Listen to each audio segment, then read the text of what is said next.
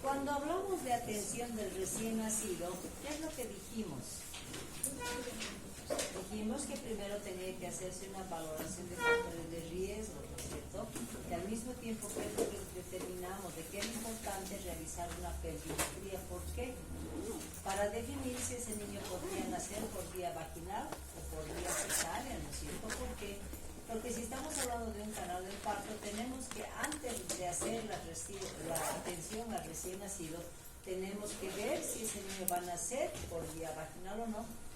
Entonces, toda vez que tenemos algún antecedente de alguna mala presentación, o llamamos las discocias de presentación, o en su momento no hemos hecho una valoración de la pelvis de la mamá, ¿qué va a condicionar? Que ese niño en su momento no va a poder nacer por un canal del parto, y lo que va a acontecer es que va a empezar a dañar su organismo dependiendo de la presentación, dependiendo cómo va a nacer ese niño. Por eso recuerda que cuando dijimos reanimación neonatal, dijimos no siempre, pese a que tengamos una designación de que no hay riesgos para el nacimiento de ese niño, pues en algún momento siempre se nos puede complicar, y el riesgo está relacionado a una incapacidad muchas veces de nacimiento o algún problema que se vaya a dar durante el parto, y todo lo que vaya a ocurrir durante el parto y vaya produciendo lesiones en el feto va a condicionar a lo que se llama los traumas obstétricos. También se determinó de que una vez que se ha recibido al niño y se ha hecho el examen físico general, una de las tareas que nos dan es precisamente evaluar si no tiene traumas obstétricos, ¿no es cierto? Pero siempre tenemos el antecedente, algo está pasando, y ese parto no es un parto eutóxico sin ningún problema para que relacionemos con trauma obstétrico.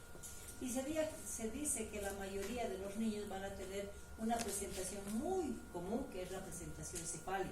Si no tengo una presentación cefálica, vamos a hablar de otro tipo de presentaciones que no van a tener condiciones muchas veces de nacer por la vía baja. Y un tipo de parto también que se va a dar cuando hay una presentación pélvica, siempre vamos a considerar la posibilidad de que se vaya a complicar. Entonces, las presentaciones cefálicas, si es que no tengo una buena pelvis o tengo algún problema durante el nacimiento, pues va a ocasionar a que se produzca ese trauma obstétrico. Y si estamos hablando de un parto pélvico, también nos va a llevar a algunos daños que se van a significar riesgo para ese bebé. Cuando hablamos de trauma obstétrico, de hecho, trauma obstétrico, algo está pasando durante el nacimiento, porque ese niño tiene que tener una condición de nacimiento adecuada, ¿no es cierto? Entonces, ¿por qué se va a definir? Hay fuerzas externas muchas veces que van a condicionar a que ese niño tenga algún problema. Por eso decimos, cuando hablamos de trauma obstétrico, vamos a establecer de lesiones. Esas lesiones siempre van a ser producidas durante el trabajo de parto o durante el nacimiento. Pero ¿cuál es la condicionante básica para que se vayan a producir esas lesiones? Es que hayan fuerzas externas que estén obligando a ese niño a nacer por un canal del parto muchas veces no adecuado. Entonces ahí estamos hablando de que en algún momento, cuando no está pudiendo nacer, ¿qué hacen los médicos o las enfermeras para obligar a que se dé ese nacimiento? Y actualmente eso está contraindicado, pero son fuerzas externas que van a condicionar, a empujar, si quieren, ese producto para que sea expulsado por ese canal del parto. Y estamos hablando de la famosa maniobra de... ¿No es indicado o está ya? contraindicado? ¿Por qué? Porque si ese niño no está naciendo a consecuencia de un pujo adecuado de una mamá, algo está obstaculizando para que ese niño nazca. Por lo tanto, la maniobra de Christeler, que es la que se conoce comúnmente, es la que está contraindicada porque algo está pasando en ese niño. Entonces aquí es como una figura de que la enfermera va a empujar ese abdomen, o a veces es el mismo médico que empuja ese abdomen para tratar de sacar ese producto. Pero ¿por qué no está saliendo adecuadamente si decimos es un parto vaginal eutóxico o fisiológico? Debería ser expulsado y lentamente expulsar ese producto. Entonces muchas veces hay algo que está impidiendo que haya esa expulsión de ese producto, y a eso vamos a llamar, a las lesiones que se van a producir, vamos a llamar lesiones de trauma obstétrico. Cuando ya consideramos que la mayor parte de los niños va a estar condicionada a una presentación cefálica, ¿no es cierto? Por lo tanto, se dice que la cabeza va a ser el primer punto de choque, vamos a decir, para que se determinen las lesiones de trauma obstétrico. Y estamos hablando específicamente de la presentación de cabeza con el caput sucedáneo. ¿En qué momento se va a producir ese caput sucedáneo? El caput sucedáneo es solamente la edema de cuero cabelludo que va a presentarse, que va a tomar varios huesos, y que se va a diagnosticar inmediatamente post nacimiento y va a desaparecer en 48, máximo hasta 72 horas. ¿Qué significa eso? Que ese edema se tiene que resolver. ¿Y en qué momento se va a poder dar el parto sucedáneo? Cuando muchas veces esa mamá está en trabajo de parto, y ese trabajo de parto, ¿qué va a condicionar? A que al pujar la mamá, ustedes saben que muchas veces el pujo cuando la mamá está en trabajo de parto va a ser un poquito disminuir, por el pujo disminuye la intensidad del dolor que está sintiendo la mamá, entonces muchas veces estamos hablando de pujo precoz. Si ese pujo precoz es cuando esa dilatación no está completa, estamos hablando de una dilatación de 8 o 9, ¿qué significa? Que cada vez que esa mamá esté pujando, ¿qué va a condicionar? Va a establecer de que ese niño vaya exponiendo, si quieren, a un espacio reducido ese cuero cabelludo, y cada vez que puje eso va a querer salir, y esa condición de trauma va a establecer lo que se llama el edema de cuero cabelludo, lo que lo relacionamos con el caput. ¿Cómo van a hacer ese niño? Van a ser generalmente con la cabecita un poquito más elongada, y que por cultura, ¿qué es lo que hace la mamá? Le pone un gorro apretado. ¿Para qué? Para tratar de poner en su lugar esos huesitos que para ella ha sido una deformación por el parto, ¿no es cierto? Pero como solamente está condicionado a un edema de cuero cabelludo, hay que esperar que se resuelva el edema. ¿Cómo vamos a demostrar que es un caput? Es a través de la palpación, vamos a apretar y vamos a tener un signo de fobia positivo que es indicador del edema, ¿no es cierto? Pero recomendarle a la mamá que eso va a desaparecer en 24, 48 horas, hasta 72 horas cuando son caputs muy intensos, pero no tiene ninguna complicación, entonces el tratamiento solamente va a ser observación. Pues cuando estamos hablando de otro trauma obstétrico, es cuando se va a dar ese nacimiento cuando el niño no ha hecho una buena rotación, o que el diámetro pélvico, por ejemplo, sea menor al diámetro biparietal del producto, entonces una parte de la cabecita va a chocar con un punto pélvico. Y cada vez que esa mamá está teniendo una dinámica uterina, va a chocar, va a golpear, va a chocar, va a golpear. ¿Qué significa? Ese golpe con una parte ósea de la cabecita del niño está ocasionando muchas veces a que el golpe se traduce en una compresión o una ruptura muchas veces de un vaso a nivel superiósteo. Por lo tanto, cuando estamos hablando céfalo-hematoma, un hematoma en la cabeza, en otras palabras, no es más que cuando se va a dar por ese trauma a nivel con la pelvis y la cabecita del bebé, va a producir una ruptura de un vaso a nivel superiósteo y eso va a ir sangrando. Entonces el cefalohematoma no es más que una acumulación hemática a consecuencia de una ruptura de nivel superiósteo. Como es un solo punto que se va a golpear, esto es un solo vasito, va a ir sangrando, por lo tanto se dice que va a ser localizado y está relacionado generalmente con un solo hueso, o sea, va a delimitar un hueso la formación de un caput, a no ser que sea un caput gigante, ¿no es cierto? Puede ser este trauma uni o bilateral, por lo tanto vamos a tener cefalomatomas unilaterales o muchas veces bilaterales. Como es una acumulación hemática y hay que dar curso a que ese vasito vaya sangrando y poquito a poco vaya continuando el sangrado, por eso se dice cuando inmediatamente nace ese niño no vamos a percibir que tiene un cefalohematoma, porque tenemos que darle el tiempo suficiente para que ese vasito vaya sangrando y vaya acumulando sangre a nivel superior. Entonces el diagnóstico del cefalohematoma se va a hacer después de las 12 hasta las 24 horas. Vamos a hacer una palpación a través del examen físico y vamos a considerar que es una masa blanda por el contenido hemático que tiene, y al mismo tiempo si nosotros hacemos la palpación alrededor en la base del hueso, vamos a decir, va a dar la falsa sensación que está socavado el hueso, que no es real. Por lo tanto estamos hablando de un cefalohematoma, y como es acumulación hemática necesitamos que se vaya reabsorbiendo ese coágulo de sangre, y eso va a ocurrir dependiendo de la magnitud entre 20 a 30 días. En ese periodo, ¿qué es lo que tenemos que hacer? Si ustedes me dicen, ¿y por qué no drenamos si es una acumulación hemática? Porque normalmente es lo que se hace, ¿no es cierto? Cuando se hace un hematoma, se establece un drenaje. En este caso no se puede hacer eso. ¿Por qué? Porque no tenemos la precisión para buscar en qué lugar ha sido el vaso sangrante. Entonces solamente en caso de que sea un drenaje, tendríamos que hacer la ligadura de ese vaso y es imposible. Por lo tanto, como no son lesiones por trauma obstétrico que son complicadas, entonces generalmente lo que se hace es orientar a la mamá, que hay que observar, y eso va a desaparecer en 20 a 30 días, pero ahí nos va a dar una complicación. ¿Qué trastorno metabólico está relacionado con una complicación como causa el cefalohematoma? La ictericia, la hiperbilirrubinemia como causa específica. ¿Y por qué? Porque si estamos hablando, obviamente, dependiendo del volumen de ese cefalohematoma, está causándose una hemólisis. Y la hemólisis va a liberar el grupo M, del grupo M va a producir la biliverdina y se va a producir la bilirrubina indirecta. Por lo tanto, como complicación del cefalohematoma vamos a considerar la ictericia neonatal, lo que va a traducirse en una hiperbilirrubinemia que va a entrar al rango patológico. Si hacemos la diferencia de estos dos, decimos, ¿no es cierto? Si tenemos el edema de cuero cabelludo, va a ser un edema de toda la presentación de la cabecita que se está dando. Por lo tanto, va a tomar varios huesos, ¿no es cierto? Puede tomar desde el frontal, puede tomar parietales y puede tomar hasta el occipital. La forma de diagnóstico, hacer una presión sobre el caput y vamos a tener un signo de fobia positivo. Entonces ahí estamos diciendo es un caput sucedáneo y que va a desaparecer en un día porque es simplemente edema. Cuando hablamos del cefalohematoma estamos diciendo localizado con un hueso dependiendo de la porción que está tocando con la parte ósea de la pelvis materna, va a romper un vaso a nivel superiósteo y se va a dar la acumulación de sangre, ¿no es cierto? Por lo tanto está localizada en un solo hueso, pero debemos recordar que eso va a ser una posibilidad de complicación de la ictericia y que la mamá tiene que saber que eso va a demorar hasta un mes en desaparecer. Entonces no es un trauma que va a desaparecer rápidamente. En algún momento decimos que ese canal del parto tiene que ser bien evaluado. ¿Por qué? Porque la presentación, como está relacionado con el diámetro biparietal para que ese niño vaya saliendo con facilidad, muchas veces si tengo un canal de parto estrecho y el diámetro biparietal de ese niño es mucho mayor, ¿qué es lo que se tiene que hacer? No vamos a tener, si ya está encajado ese niño, ni para pensar que vamos a hacer cesárea porque es más complicado, ¿no es cierto?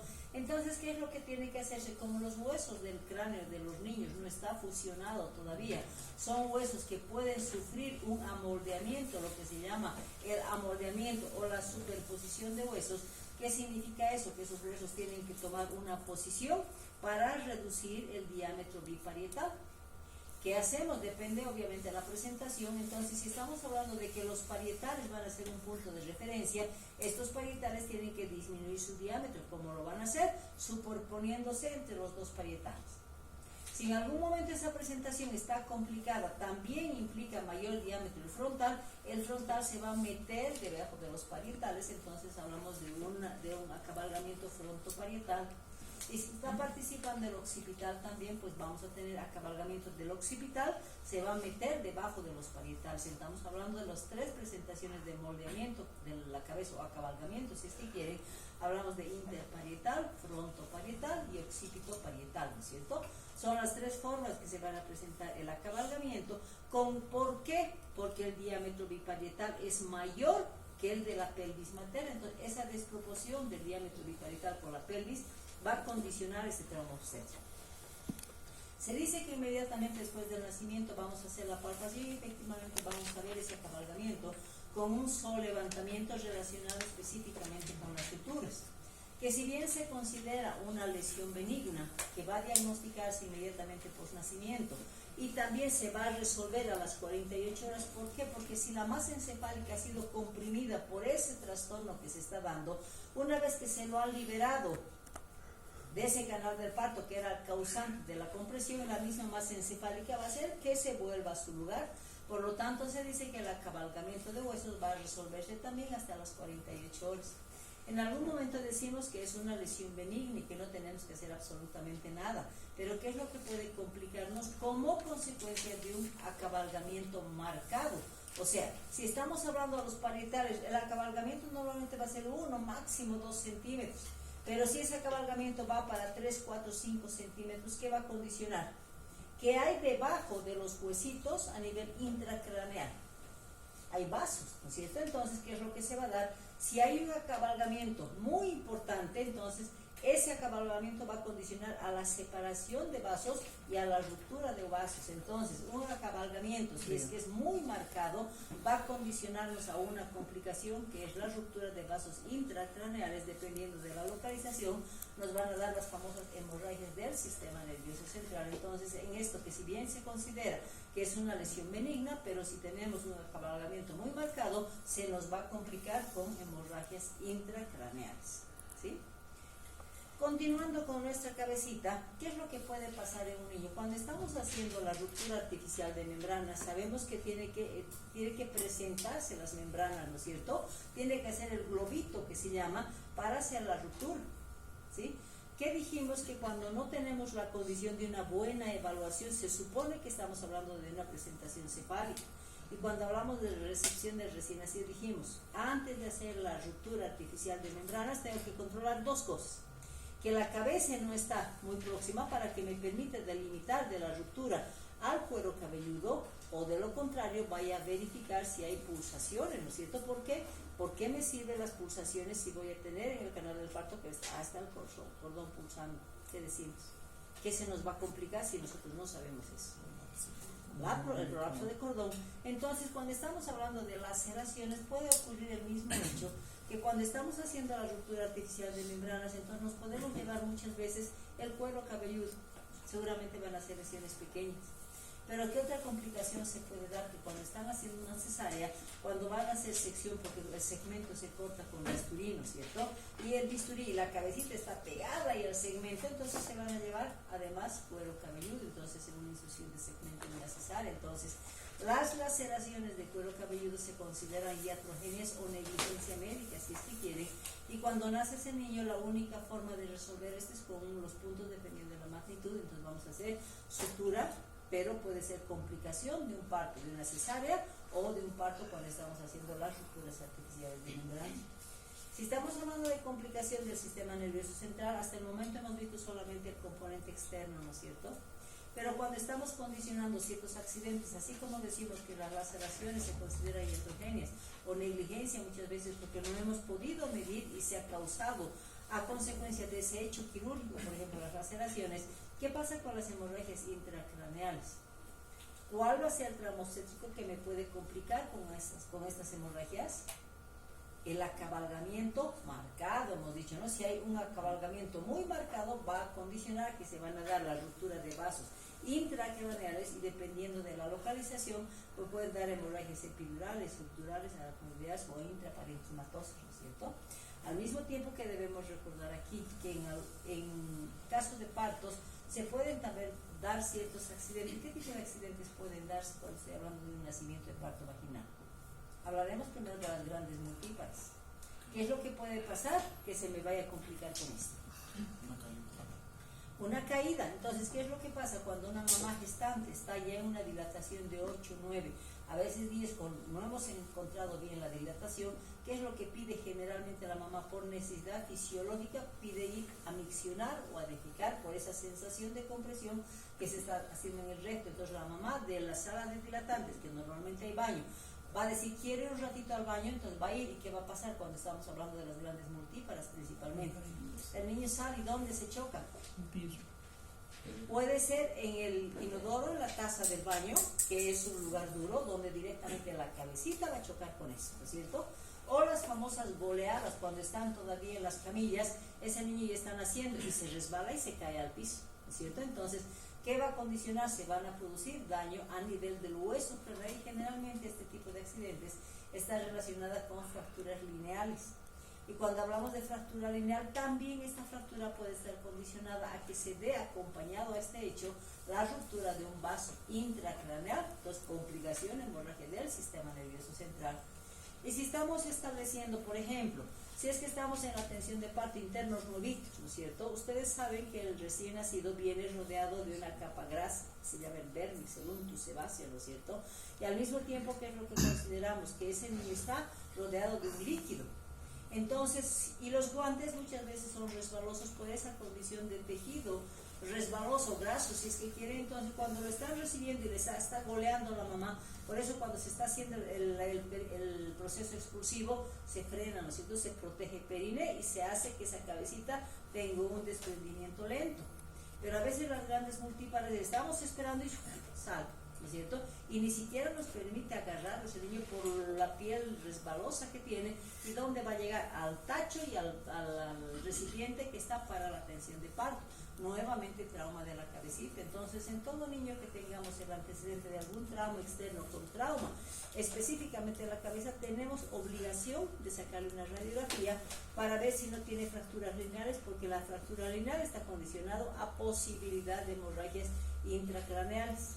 Si no le sacamos radiografía a ese niño después de aproximadamente 2 o 3 horas post nacimiento, ¿qué va a empezar a presentar?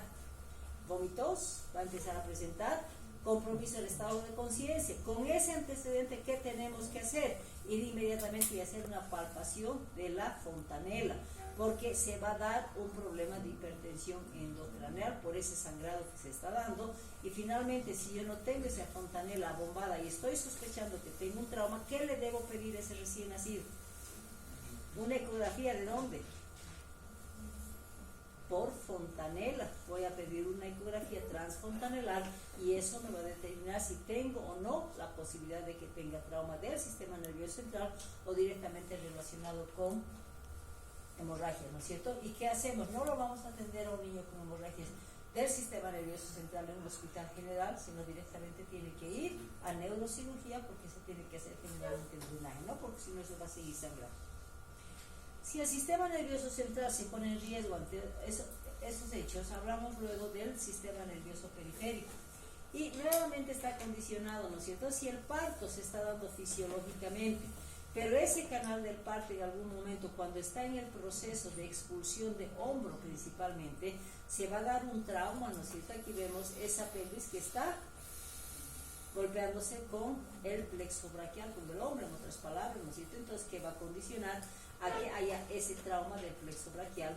O de lo contrario, cuando tengamos nuevamente retención de hombros, vamos a elongar esa cabecita y vamos a estirar ese plexo braquial. Entonces, se dice que el trauma o una excesiva extensión de la cabecita de ese niño van a conducir a la lesión que se va a llamar parálisis braquial neonatal. Se puede dar en el radicular superior o el inferior. Entonces, si se va a dar la compresión del radicular superior, vamos a llamarla la parálisis de Ehrlich, que se va a dar la lesión de en C5, C6. ¿Qué significa eso? Si estamos hablando del superior, ese niño no va a tener capacidad de movilizar el hombro principalmente y va a tener alteraciones posteriores en la mano. Cuando estamos hablando del radicular inferior, estamos hablando de Dejerine Humble, que son los autores que describen este tipo de parálisis, y estamos hablando de que el hombro lo va a mover bien, el antebrazo y la mano, porque la lesión va a ser en C7, C8 y D1, ¿no es cierto? Entonces vamos a hablar de especificidad en las manifestaciones clínicas que nos van a permitir hacer el diagnóstico correspondiente.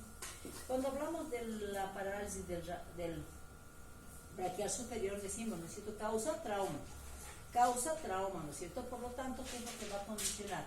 En la parálisis de Ehrlich, que estamos hablando del radicular superior, se va a dar manifestación específica en la movilidad o forma de los hombros y el brazo. Entonces hablamos del radicular superior, donde el hombrito va a tener la condición de entrar hacia adentro, ¿no es cierto? Se va a dar la abducción, se va a dar una rotación interna, como estamos viendo acá, y finalmente se va a extender el codo y el antebrazo va a entrar en etapa de pronación, para que la muñequita y los dedos se vayan flexionando, y esta forma de manito que va a optar después del nacimiento de ese niño, le vamos a dar como signo patognomónico la propina del mesero, ¿no es cierto? Pero es hacia atrás. Cuando estamos hablando del radicular inferior, estamos hablando de la girina cumple, ¿no es cierto? Donde el hombre no va a tener compromiso, va a tener principalmente el compromiso del antebrazo, la mano y los deditos. C7, C8 y D1. Entonces, ¿qué es lo que determinamos? Se va a dar la flexión y supinación del codo, extensión de la muñeca, y se va a dar la flexión de articulación interfalángica. Entonces estamos viendo acá, por ejemplo, que se va a dar la característica, es a la inversa, ¿no es cierto? Es mano en garra, y lo mismo estamos viendo acá, ¿no es cierto? Se va a llamar también el síndrome de Horner, ¿no es cierto? Ambos con antecedentes de retención de hombros por trauma del plexo braquial. Cuando ya continuamos con el síndrome del sistema nervioso periférico, entramos a la otra presentación, que es complicación en un parto si es que no se atiende adecuadamente, y estamos hablando del parto pélvico. Cuando consideramos el parto pélvico, lo ideal, dependiendo si es un pélvico completo o incompleto, pero normalmente se va a tratar de sacar el polo pélvico, ¿no es cierto? Y se va a dar una compresión importante, y para sacar ese polo pélvico normalmente se lo baja abajo, se lo sube arriba a ese producto, ¿no es cierto? Y cuando esa compresión es importante a nivel abdominal, ¿qué riesgo vamos a tener? Que la compresión vaya a marcar la parálisis del músculo diafragmático. Entonces, como primera compresión, por esta compresión abdominal que se da por una presentación pélvica, vamos a tener la parálisis diafragmática.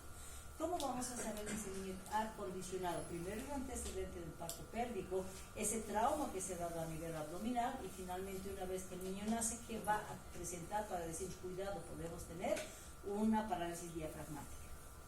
¿Qué sintomatología clínica nos va a presentar ese niño? No va a poder respirar, va a entrar en un cuadro de insuficiencia respiratoria. Entonces, si estamos hablando de un parto pélvico que después del nacimiento ha tenido el problema de dificultad respiratoria, voy a decir, pues hay ese antecedente de trauma y puedo tener una parálisis diafragmática. Pero no solamente este tipo de cuadros me va a presentar un síndrome de dificultad respiratoria, y ahí entramos a los síndromes de dificultad respiratoria que van a presentar los recién nacidos, que si bien en un parto pélvico, un prematurito difícil que nos dé esta compresión, pero es posible, entonces ahí hablamos de que si el prematurito va a presentar un síndrome de dificultad respiratoria, ¿con quién voy a hacer el diagnóstico diferencial? ¿Cuál es la patología respiratoria que presenta un prematuro? Mismo con una presentación pélvica, porque estamos dirigiendo, ¿verdad? Estamos diciendo todo niño con presentación pélvica que presente insuficiencia respiratoria, probabilidad de daño diafragmático.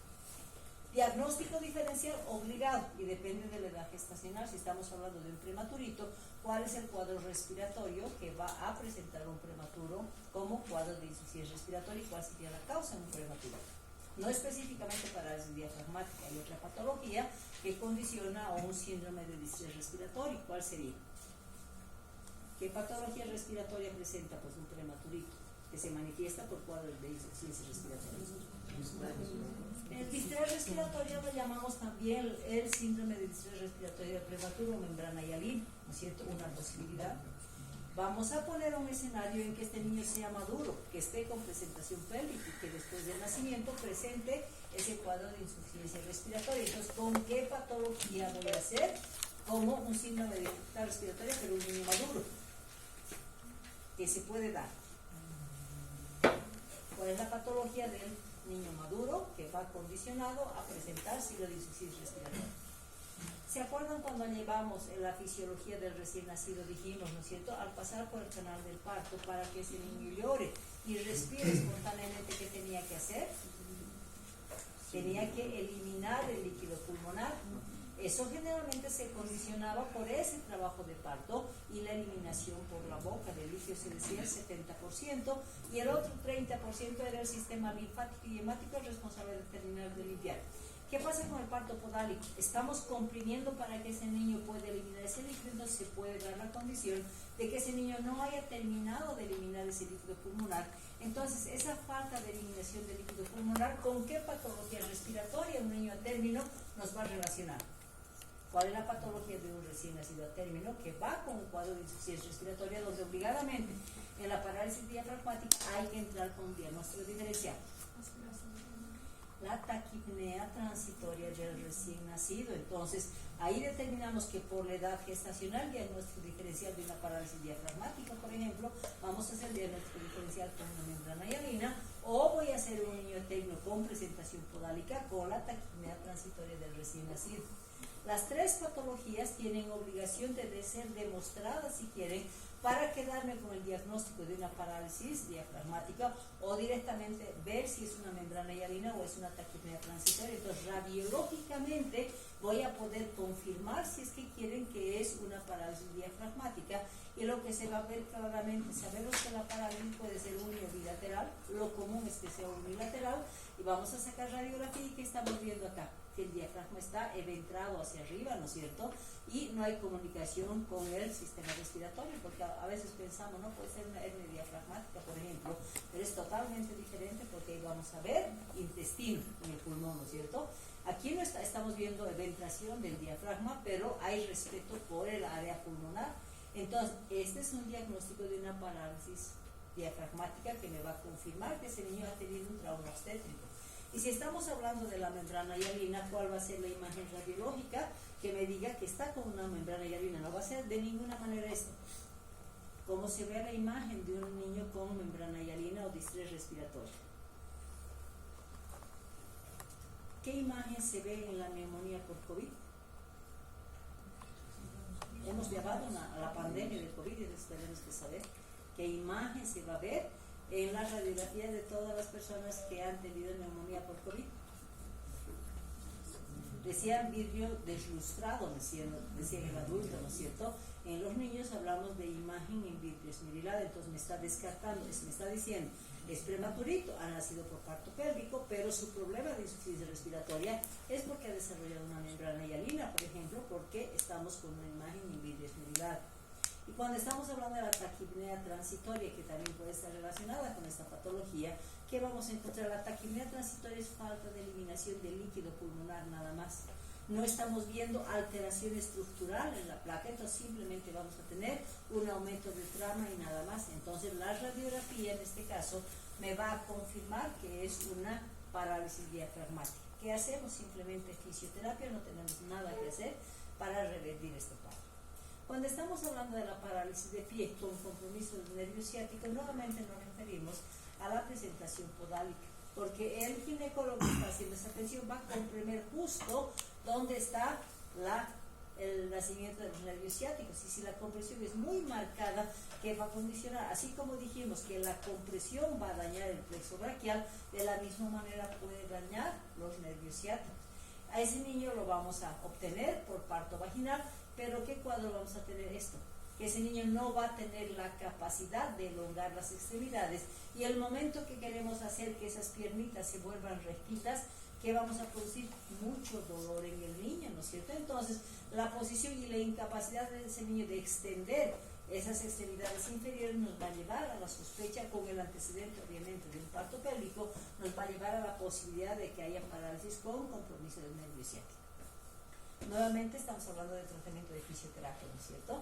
Cuando estamos hablando de la parálisis facial, ahí estamos hablando de uso de instrumentos que al momento ya se ha entrado en desuso, vamos a decir. Excepcionalmente se puede utilizar cuando ese niño ya ha coronado y no hay forma que lo saquemos. Entonces se va a llamar lo que se llama el forceps de alivio.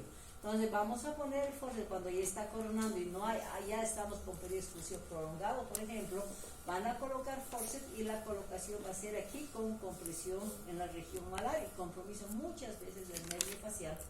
Entonces, a consecuencia de esta compresión, pues va a tener ese niño la parálisis facial. ¿Cómo vamos a ver? El diagnóstico va a ser inmediatamente por nacimiento y la reversión va a ser dependiendo de la fisioterapia, que va a ser reversible. Como observamos, una asimetría facial, ¿no es cierto?, donde hay desvío de la boquita, e incluso hablamos de incapacidad de cierre ocular, ¿no es cierto? Entonces, el diagnóstico nuevamente va a ser el antecedente de uso de forceps, porque no hay otro trauma que me lleve a una parálisis facial. Si hemos visto todas esas lesiones del sistema nervioso periférico, pero también no se va a librar la carita. Estamos hablando de partes blandas de la cara principalmente. Entonces hablamos de tumefacción de la cara, estamos hablando de la máscara equimótica, estamos hablando de la lesión del músculo esternocleidomastoideo. Cuando vamos a ver cada una de ellas, ¿qué es lo que consideramos? Nuevamente tenemos trauma en cara, ¿no es cierto? ¿Qué es lo que me puede traumar? En algún momento, cuando tiene una presentación facial parcial, es la compresión que va a hacer en la carita por esa presentación en que va a edematizarse la carita, ¿no es cierto? Y hablamos de edema o trauma en cara. Pero lo común es que utilicemos este aparatito, el forceps, ¿no es cierto? Y lo llamamos el forceps de alivio, donde va a comprimir en la carita y se fija claramente la lesión equimótica que se va a presentar por nacimiento en ambos casos, ¿no es cierto? A eso vamos a llamar forceps de alivio por lesiones equimóticas, pero en las porciones y con la misma forma que tiene el forceps.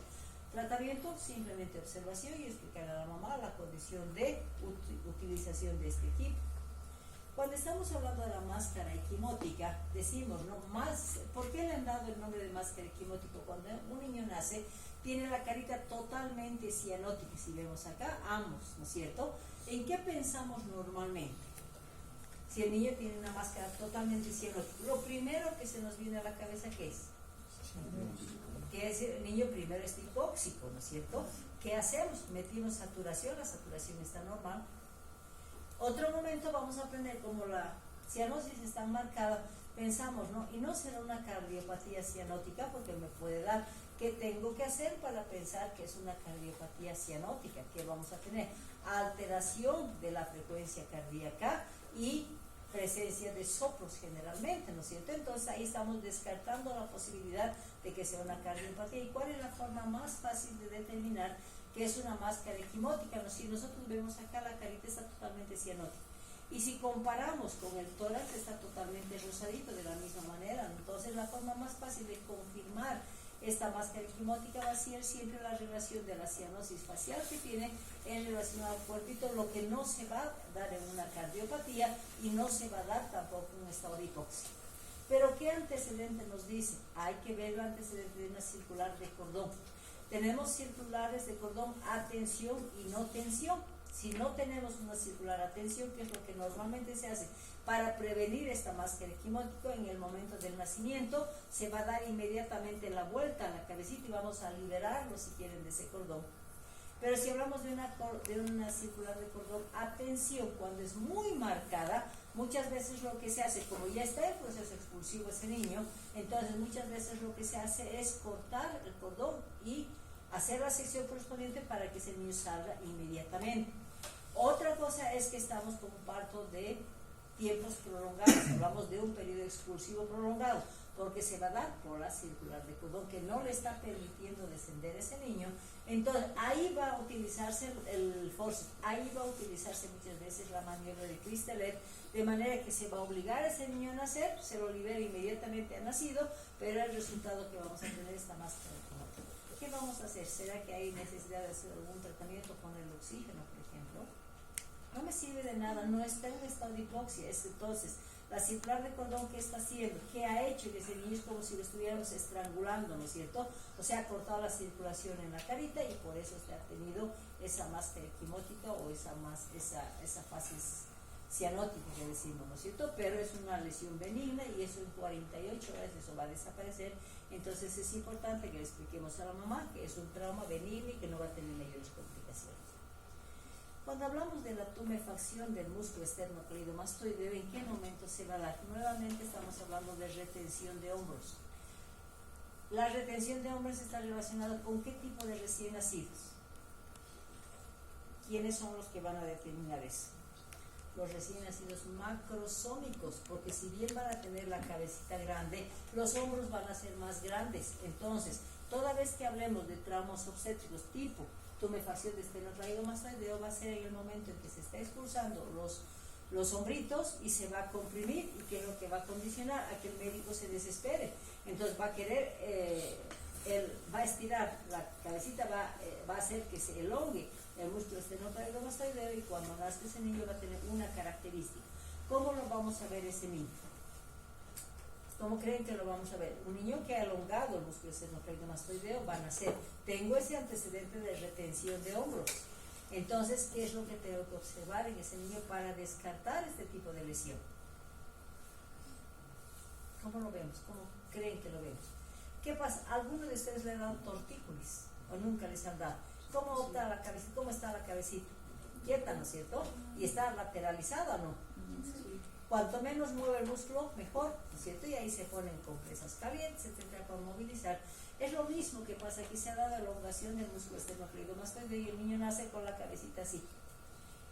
Queremos movilizar la cabeza, tiene tanto dolor el niño que no va a permitir esa movilización, entonces inmediatamente nos vamos a examinar el músculo esternocleidomastoideo para ver si no hemos elongado al hacer esa tracción de la cabecita para tratar de liberar el hombro, y que vamos a encontrar masitas determinadas con compromiso de músculo específicamente, o aquí tenemos lo mismo, ¿no es cierto? Entonces, esa lateralización y falta de movilización que va a tener el niño me va a diagnosticar la tumefacción o la lesión del músculo esternocleidomastoideo. ¿Qué hacemos? Nuevamente es una lesión que va a revertir solamente con fisioterapia, no necesitamos hacer mayor tratamiento. Si nos vamos nuevamente al macrosómico y a la retención de hombros, decimos, ¿no? Si estamos hablando, ¿qué otro tipo de lesiones? Si bien se pueden dar lesiones blandas, también estos macrosómicos con retención de hombros me va a permitir hacer lesiones por lesión ósea. Y estamos hablando específicamente de la fractura de clavícula. Entonces, esta fractura de clavícula, generalmente la forma de fractura va a ser el tallo verde. Está determinado que se va a presentar en el macrosómico. ¿Por qué? Porque está dando la retención de hombros, ¿no es cierto? Y en algún momento aquí también se me complica la podálica, porque cuando están expulsando ese producto, muchas veces la manito queda así y pegada a la cabeza, ¿no es cierto? Entonces ahí también se puede dar la condición de fractura de clavícula, y en algún momento hablamos de la podálica completa. ¿Qué otros huesos se pueden fracturar? Pero eso ya consideramos como iatrogenia por procedimientos inadecuados. Hablamos de fractura de húmero y fractura de fémur, ¿cierto? ¿No?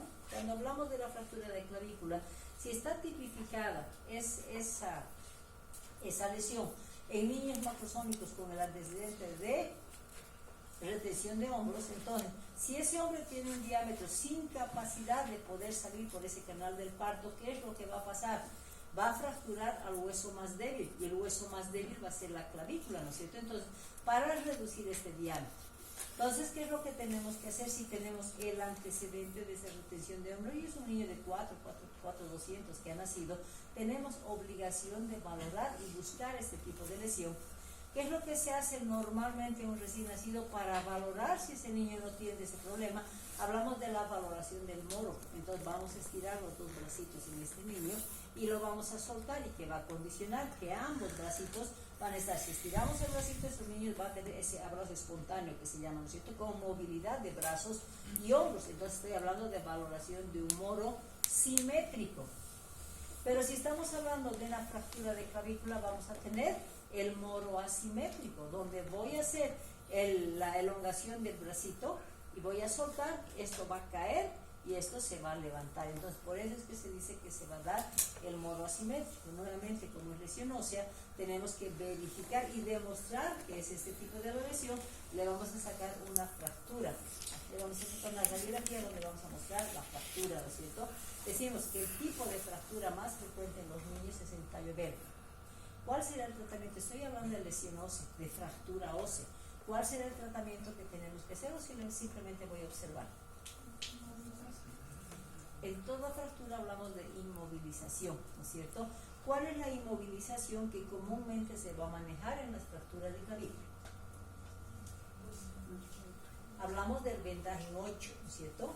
Otros autores lo manejan como el vendaje de Belpo, que es elongación de los hombros para lograr alinear, si quieren, la clavícula, ¿no es cierto? En los recién nacidos será necesario, porque generalmente es en tallo verde.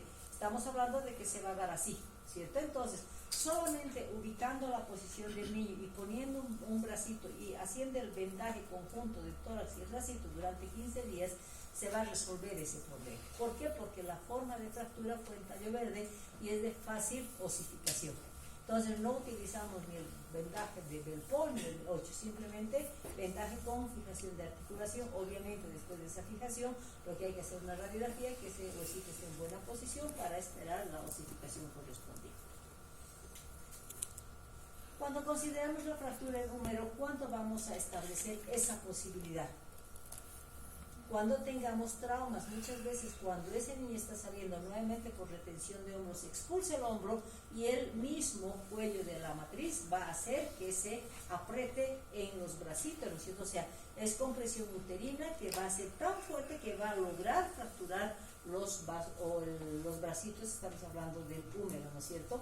¿Qué es lo que vamos a ver? Allá no vamos a hablar de movilización, simplemente cuando vamos a observar a ese niño va a tener dificultad en la movilización, va a presentar signos inflamatorios y de hecho ese niño va a estar con una irritabilidad marcada, ¿no es cierto? Como lo vamos a ver ese niño en esta posición, ¿qué es lo que se determina? Un brazo no lo mueve, el otro lo va a mover fácilmente. Entonces ahí, con el antecedente de ese trauma que se ha pensado que ha dañado, la única forma de diagnóstico de una fractura de hueso siempre va a ser la radiografía. Vamos a sacar radiografía donde se va a verificar que hay la fractura correspondiente y por lo tanto cuál va a ser el tratamiento. Ahí hablamos de inmovilización fija, ¿no es cierto? Entonces hablamos de utilización la férula de yeso o directamente enyesado el brazo para hacer la osificación correspondiente y garantizar que esa fractura se vaya a revolver. Cuando estamos hablando de otro daño que se va a dar, generalmente considerado iatrogenia nuevamente, estamos hablando de la fractura del fémur, cuando se va a dar nuevamente en las podálicas y principalmente cuando el ginecólogo trate de desprender una piernita, trate de desprender otra piernita, muchas veces la fuerza es tan marcada en que puede darse las fracturas del fémur, ¿no es cierto? Diagnóstico, nuevamente, este es muy raro porque tiene que ser demasiado violento el parto para producir este tipo de lesión. De todas maneras, hay la descripción de la literatura donde si vamos a tener signos inflamatorios y falta de capacidad de movilización en estos niños, pues le vamos a sacar radiografía y vamos a certificar que hay una fractura o no, y de hecho el tratamiento va a ser la inmovilización correspondiente, ¿sí? Hasta aquí hemos visto que son condiciones propias del parto, ¿no es cierto? ¿En qué momento vamos a considerar negligencia médica? Cuando estemos considerando que lesión de órganos. Entonces, que si bien ustedes creen que durante el parto puede haber una compresión tan marcada como para producir ruptura de vaso, ruptura de hígado, ruptura de suprarrenales, no existe esa posibilidad. ¿En qué momento se considera trauma obstétrico? ¿Por qué? Porque es en el momento en que se está haciendo la atención al recién nacido, pero también se considera una complicación, una iatrogenia o una negligencia médica. ¿Por qué? Porque si sabemos que se puede dar ruptura de vaso, hígado y suprarrenales, ¿en qué momento se puede dar? Cuando hablamos de reanimación neonatal dijimos, ¿no es cierto?, hay que hacerlo bien, porque si no lo hacemos bien va a tener condición de complicación y esa complicación nos puede llegar a juicios graves, ¿no es cierto? ¿Por qué? Porque ese niño se va a complicar severamente. Entonces, cuando estamos hablando de la lesión de órganos abdominales principalmente, nos relacionamos con la reanimación neonatal. Y si consideramos la reanimación neonatal, estamos estableciendo que en qué momento podemos nosotros poner en riesgo esos órganos cuando estamos en los pasos de la reanimación. En el masaje cardíaco. ¿Cuál es el punto de masaje? En los adultos es el masaje propio a nivel de las costillas, en la propia área cardíaca. En el recién nacido o en el neonatito, ¿cuál fue el punto de aplicación del masaje cardíaco? En el esternón, en una línea imaginaria que se va a dar entre las dos costillas en la parte inferior, ¿no es cierto? La compresión va a ser de todo el tórax para que impacte en el corazón. Si nosotros hacemos en los puntos cardíacos directamente, tengamos la seguridad de que vamos a producir fracturas. Y si esas fracturas van a ser marcadas, y si seguimos el masaje, que vamos a producir daño a nivel de los órganos, ¿no es cierto? Y al mismo tiempo es importante considerar la altura de compresión torácica, porque si comprimimos más fuerte, entonces vamos a comprimir el tórax o el abdomen y vamos a dañar el hígado principalmente. Entonces, ¿cuál es la altura de compresión de tórax que se considera como normal para una reanimación? Un tercio del tórax. Y si le comprimimos la mitad de ese tórax, ¿qué va a pasar? Estoy comprimiendo también el hígado, el vaso. Entonces, esa va a ser la condición de ruptura de hígado-vaso y a veces con la suprarrenal.